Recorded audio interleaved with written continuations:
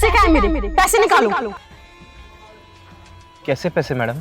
5,000 रुपए थे मेरी गाड़ी में और गाड़ी पार्क तुमने ही की है। हाँ मैम, गाड़ी मैंने ही पार्क करी थी, लेकिन मैंने पैसे नहीं चुराए। आप गाड़ी में दोबारा देख लीजिए। मैं सोसाइटी में सालों से काम कर रहा हूँ और मैं बहुत ईमानदार इंसान हूँ। आप प्लीज़ मेरे कहने से एक बार दोबारा गाड़ी में चेक कर लीजिए। मैं गाड़ी में देख कर ही आई हूँ, मुझे पैसे नहीं मिले कहीं भी। मैडम आप मेरा यकीन करिए, मैंने कोई पैसे नहीं चुराए। अच्छा रुको, तुम ऐसे नहीं मानोगे। मैं अभी सोसाइटी के इंचार्ज को बुलाती हूँ। अरे क्या हुआ दानशी? शुभम, अच्छा हुआ तुम आ गए। क्यों, क्या हुआ? इसने पैसे चुराए हैं मेरे, पूरे 5,000 रुपए। इसने चुरा लिए? कैसे? अरे कल जब मैं ऑफिस से घर आई थी तब मेरी कार पार्किंग में किसी और की कार लगी थी, तो इसने मुझसे बोला कि मैम आप मुझे अपनी की दे दीजिए, मैं ये कार हटवा के आपकी कार लगवा दूंगा। और जब मैं सुबह आई मैंने अपने पैसे देखे तो वहाँ पैसे थे ही नहीं। पैसे कहाँ है मेरे? पैसे निकाल। मैम मेरा यकीन करिए साहब, मैंने कोई पैसे नहीं लिए, मैं कसम खा रहा हूँ। झूठी कसम खा रहा है? शर्म नहीं आ रही तुझे? मैम मैं झूठी कसम नहीं खा रहा, मेरा यकीन करिए। अभी खाई है तूने झूठी कसम, सिर्फ 5,000 रुपए के लिए?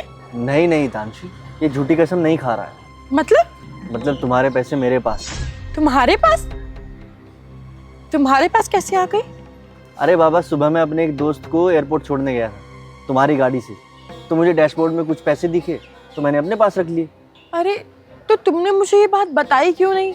अरे जब मैं वापस आया तो तुम सोई हुई थी, सुबह तुमसे मुलाकात ही नहीं हुई, और मुझे क्या पता था कि तुम इतनी सी बात का इतना बड़ा बतंगड़ बना दोगी।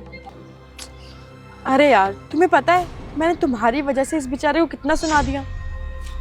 भैया प्लीज मुझे माफ कर दीजिए।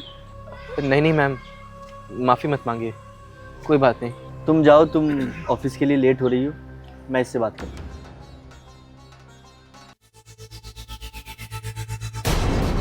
ला पैसे निकाल। अब पैसे निकालेगा या मुझसे भी झूठ बोलेगा? साहब पैसे तो नहीं है मेरे पास। पैसे नहीं है तो क्या किया उन पैसों का? वो मुझे अपने बेटे की स्कूल की फ़ीस भरनी थी, तो उन पैसों से मैंने अपने बेटे की स्कूल की फ़ीस भर दी। अरे तो चुराने की जगह मांग भी तो सकता था।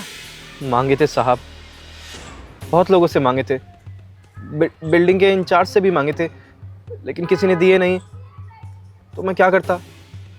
आज तो बचा लिया मैंने, अगर ये बात बिल्डिंग के इंचार्ज तक पहुंच जाती ना तो तेरी नौकरी चली जाती।